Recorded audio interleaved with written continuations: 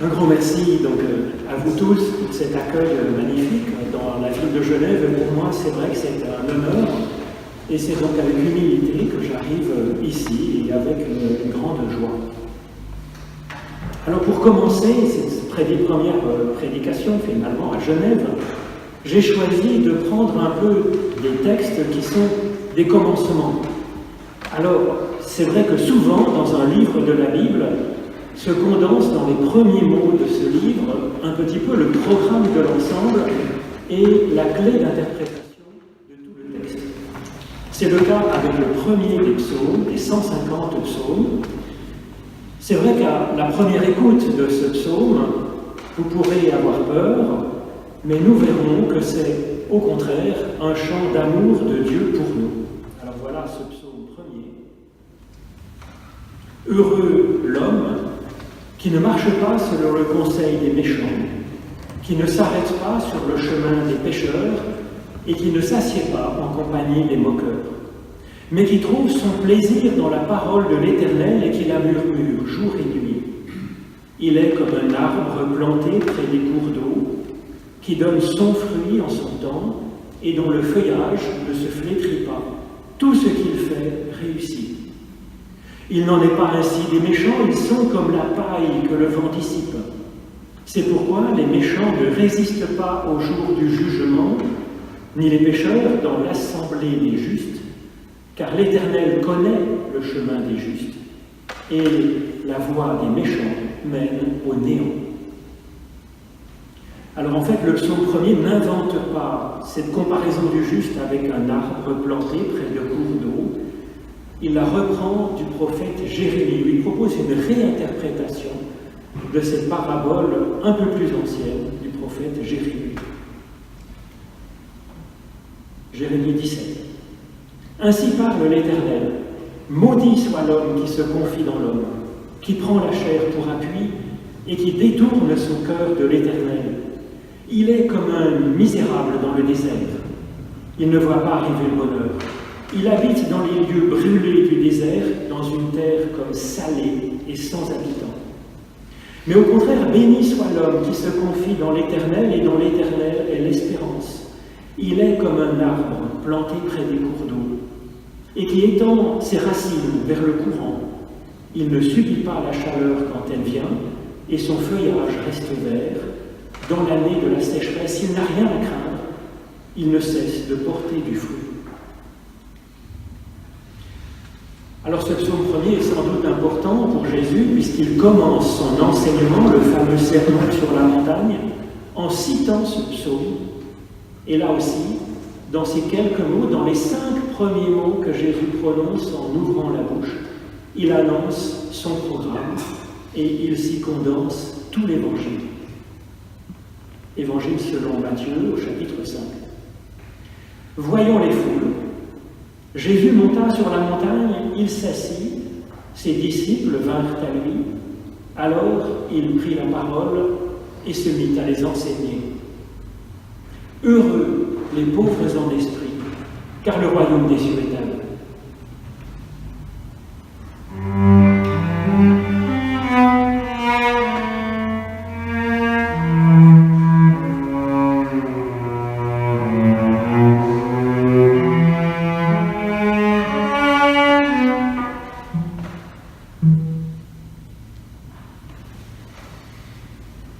Alors ce psaume premier peut faire peur avec cette annonce de la ruine du méchant. Mais en réalité, c'est tout le contraire. Et ce psaume premier se place en réalité, en opposition à la très classique pédagogie de la peur qui est utilisée en fait par bien des idéologues depuis toujours. Parce qu'effectivement, ça marche formidablement. Des promesses d'abondance pour faire avancer, des promesses d'abondance pour ceux qui font bien, et puis des promesses de catastrophe pour l'humain. Et c'est ainsi qu'avec cette pédagogie de la carotte et du bâton, eh bien, on arrive à rendre bien dociles les hommes à la doctrine et à la pratique officielle. Alors le psaume premier est en opposition avec cette pédagogie de la carotte et du bâton. Pour dire cette opposition, il reprend une parabole ancienne du prophète Jérémie, où là, oui, Vous l'avez entendu, nous avons dans toute sa splendeur la pédagogie, la bénédiction et la malédiction de Dieu. En fait, c'est dans la lignée d'une lecture littérale du Deutéronome, avec par exemple ce fameux verset que nous connaissons bien, où Moïse dit « J'en prends aujourd'hui à témoin contre vous le ciel et la terre, j'ai mis devant vous la vie et la mort, la bénédiction et la malédiction. Choisis la vie, afin que tu vives, toi et ta descendance. » Alors le psaume 1er, il transforme la parabole de Jérémie. Le méchant n'est plus comme un arbre tout desséché dans le désert, dans une terre salée par la malédiction de Dieu, mais selon le psaume, le méchant est comme la paille que le vent dissipe. Et ça change tout en fait. Parce que la paille est un composant tout à fait normal et naturel de tout épi de blé. L'agriculteur n'a rien contre la paille, bien sûr. Il patiente et il irrigue le champ de blé tant qu'il n'y a qu'une tige, et puis quand le grain est venu, il enlève simplement la paille avant de moudre le grain et d'en faire son pain, parce que si on laissait la paille, ce ne serait pas mangeable. Le psaume 1er, il propose donc une interprétation différente des textes comme celui de Jérémie et du Deutéronome.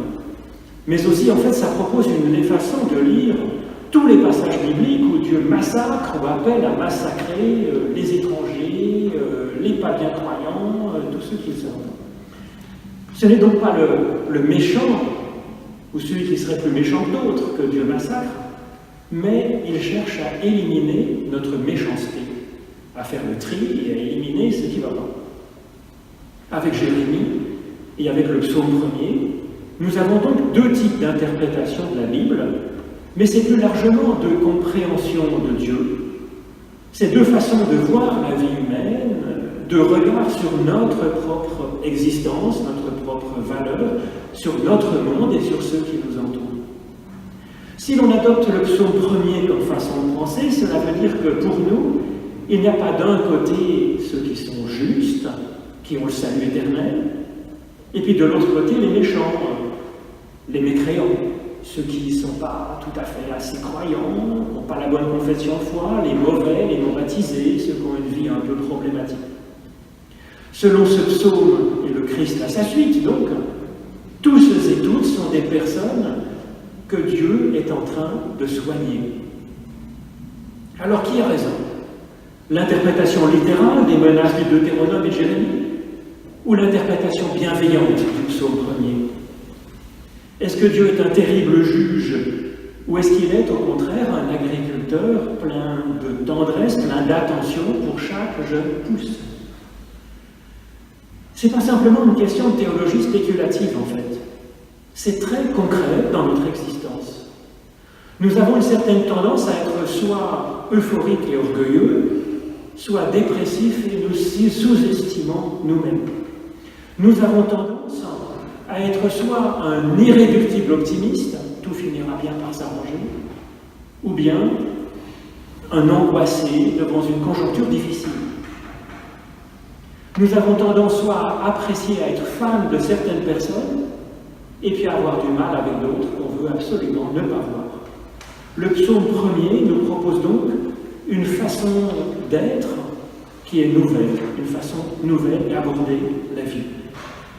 Ce n'est pas celle d'une voie moyenne qui serait entre les deux, mais plutôt c'est de conjuguer ces deux façons d'être dans un discernement bienveillant, aimant, et puis ensuite actif et créateur. À l'image de Dieu d'ailleurs, qui cherche toujours à développer ce qui est prometteur en chacun et à le libérer de ce qui le gêne. C'est une façon bien plus belle et plus féconde de nous voir nous-mêmes, et puis de voir ce qui nous entoure, de voir la vie, et puis de voir ce monde aussi, de voir le passé, de voir le présent et de voir l'avenir. Cela aide, à mon avis, à être non seulement un peu plus heureux, mais à être aussi plus bienfaisant. Alors vous allez me dire qu'on ne se refait pas, et que quand on a un habitus comme celui de Jérémie, c'est pas très facile de changer son caractère. C'est pourtant à cette conversion que nous invite le psaume 1er et Jésus à sa suite.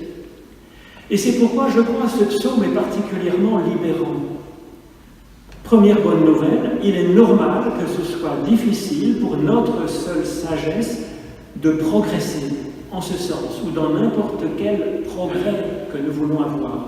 C'est difficile pour tout le monde, il faudrait vraiment un prodige pour changer son caractère. Donc on nous est pardonné d'avance de ne pas y arriver. Et deuxième bonne nouvelle, nous avons l'aide de Dieu pour évoluer, et il s'y connaît en miracle, donc ça va aller. Peut-être que je suis irréductible optimiste sur ce coup, mais enfin, je pense que c'est une réalité.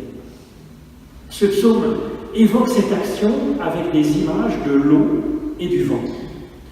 Alors cela pourrait sembler tout à fait trivial de parler d'eau pour faire pousser le blé et de vent pour enlever la paille du grain, parce qu'effectivement, il faut de l'eau pour qu'un arbre pousse, et c'était effectivement sur des aires de battage que l'on séparait le grain de la paille, et ces aires de battage étaient souvent placées, bien sûr, dans des endroits venteux pour faciliter le tri.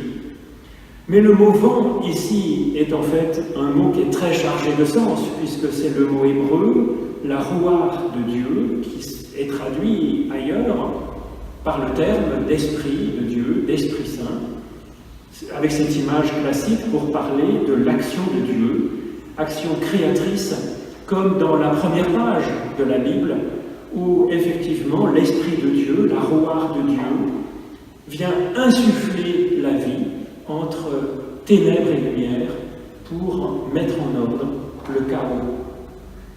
Et donc la rouar de Dieu souffle sur notre paille et elle est éliminée. C'est donc une bienveillance active, créatrice. Alors est-ce que le psaume n'aurait pas pu dire plus simplement que par son esprit, Dieu nous libère de notre méchanceté? Bon débarras. Eh bien ce ne serait pas tout à fait la même chose que de nous dire que Dieu élimine le méchant.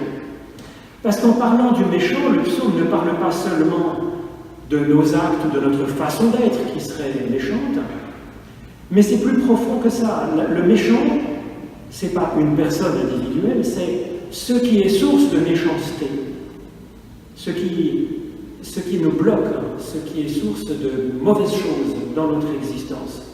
Et donc dire que Dieu élimine le méchant, ça veut dire que Dieu travaille à la racine même. C'est ce que l'on voit pour le côté positif, il nourrit notre croissance, notre verdoiement et notre fructification. Mais pour le méchant aussi, la méchanceté, ce qui ne va pas dans notre existence. Dieu travaille à la racine, ce qui est en amont de nos difficultés, ce qui pourrait nous bloquer, ce qui peut déclencher la moquerie dans notre existence, ce qui se réjouit de ce qui est mauvais plutôt que de se réjouir de ce qui est bon. Et donc ce travail à la racine, c'est plus même que du pardon de Dieu, c'est plus profond que ça, c'est un amour actif. C'est une attention continue, comme celle d'une mère ou d'un père pour un nourrisson, celle d'un médecin ou celle d'un pépiniériste pour ses pousses. Et le bonheur est là, nous dit le psaume 1er. Le bonheur est encore, ajoute-t-il, dans cette action de Dieu qui est comparée à des courants d'eau vive. L'eau vive, c'est dans la Bible une image archi-connue de la bénédiction de Dieu, c'est-à-dire d'une juste articulation, littéralement, entre Dieu et l'homme. Le psaume parle ici de multiples courants d'eau, en fait, littéralement, tant il y a des façons différentes d'être en relation avec Dieu, selon la sensibilité de chacun, selon sa culture, mais aussi de multiples dimensions de notre être. Comme le dit Jésus, on peut aimer Dieu, le bénir par notre cœur, par notre âme, par notre intelligence, notre réflexion personnelle, et puis aussi par nos forces, par nos moyens. Et donc ainsi, personne n'est complètement athée en fait. Selon Aristote, le bonheur est dans l'accomplissement de soi-même, et ça demande un travail de soi-même, ça demande de la sagesse. Ici, le bonheur, c'est plus dans la source de l'accomplissement de l'homme. Et le salut vient à la fois ainsi de l'extérieur et de l'intérieur. Il vient de Dieu comme source extérieure au monde, et il vient aussi de Dieu comme souffle de vie à l'intérieur de nous-mêmes, et à l'intérieur de l'autre qui est à côté de moi. Le bonheur, c'est de bénéficier aujourd'hui de cette action bienfaisante, positive et négative, et ce n'est pas un rêve inaccessible. Mais le mot hébreu utilisé ici pour parler du bonheur, c'est c'est bien plus riche que ce que notre traduction en français peut bien vouloir transmettre. Car le seul petit mot « heureux », « ashrei » en hébreu, est un condensé de sens, de jeu de mots. Notons d'abord que ashrei, c'est un pluriel de asher, mot qui n'a pas moins de 3 significations en hébreu. D'abord, asher, c'est le bonheur. C'est la traduction retenue habituellement, et c'est donc pas un bonheur simple qui nous est offert ici, mais plein de bonheurs multiples qu'il y a dans le fait d'exister et dans le fait de bénéficier de l'action de Dieu.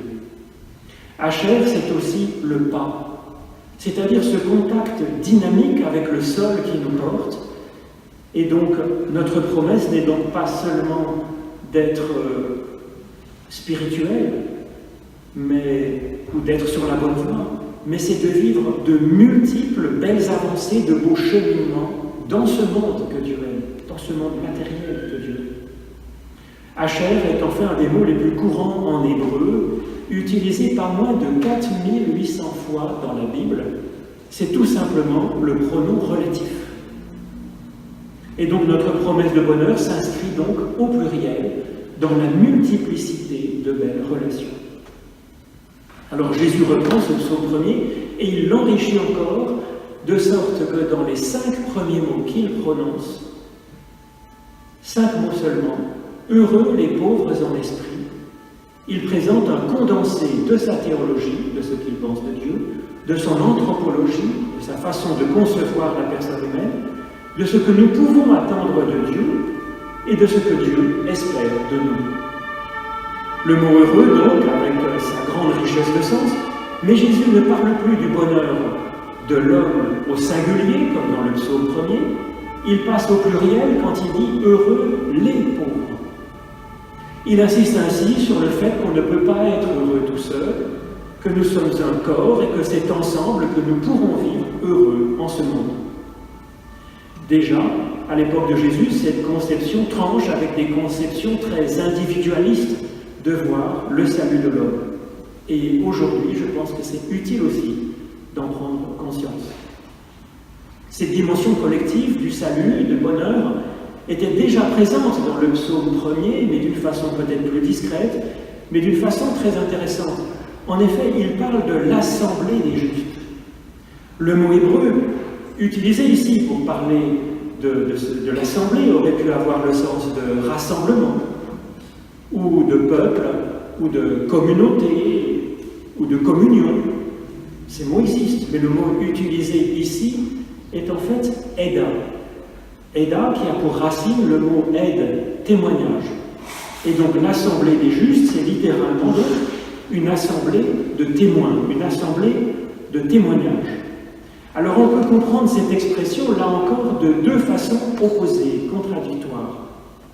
Soit au sens d'une communauté réunie par une confession de foi unique, mais nous serions alors encore dans la façon de penser inspirée par une lecture littérale du Deutéronome, avec une communauté limitée par la frontière de ce qu'il est juste, ce qui est permis et obligatoire de penser, de croire, de faire, avec des justes qui ont la bonne confession de foi et qui donc adoptent cette façon de penser révélée, considérée comme transcendante, et qui leur sert d'intelligence, nous dit le Deutéronome.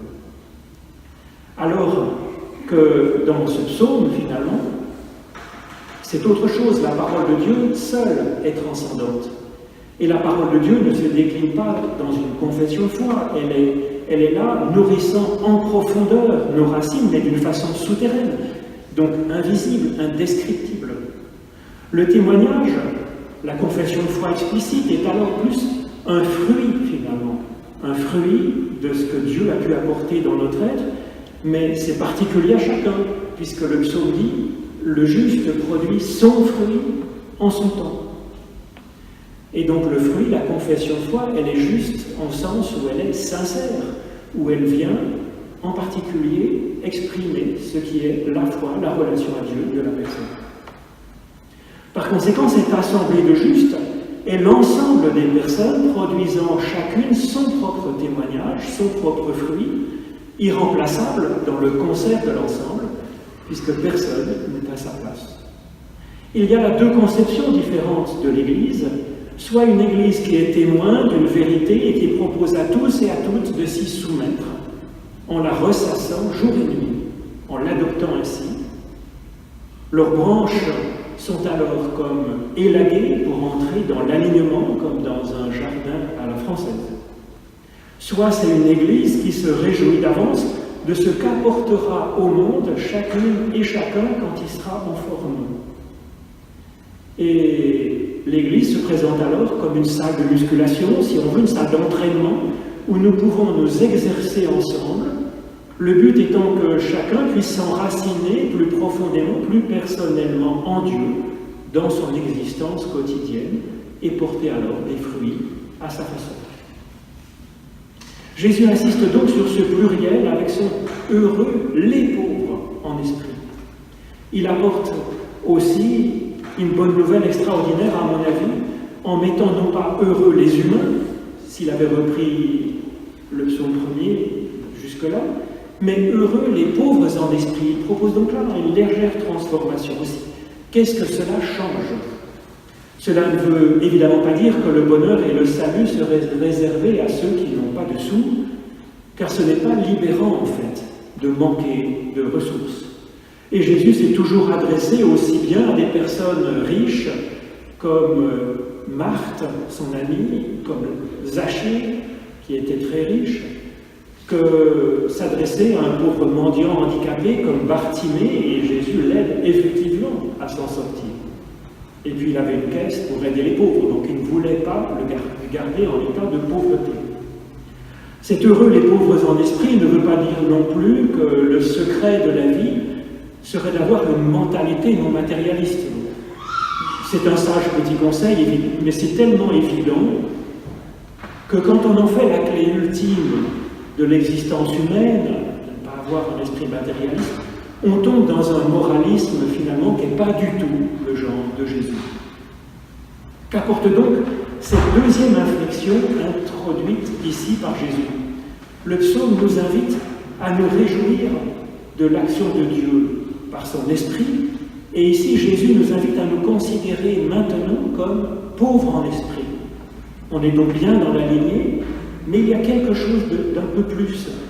Ce savoir pauvre en esprit, eh bien, c'est savoir à la fois prendre conscience que nous avons déjà l'Esprit de Dieu, et c'est en espérer un peu plus. Parce que le pauvre, ce n'est pas quelqu'un qui est démuni de tout. Le pauvre, c'est celui qui a un peu, mais pas tout à fait assez. Eh bien, Jésus nous propose d'être comme cela, de se réjouir de l'Esprit de Dieu qui est déjà en nous, et d'en espérer plus. Il y a là, je crois, un double vrai bonheur. Une dimension divine est déjà à l'œuvre à l'intérieur de nous-mêmes, source de vrais progrès positifs, et ça, c'est un premier bonheur. Et il y a aussi cette dimension divine qui est en nous, eh bien, nous promet d'être capables, dans notre monde, dans notre vie, pour ceux qui nous sont confiés, eh bien, de faire de merveilleux prodiges. Et ça aussi, c'est un grand bonheur. Oui, nous sommes ainsi aujourd'hui dans le royaume de Dieu. Que l'Éternel soit béni.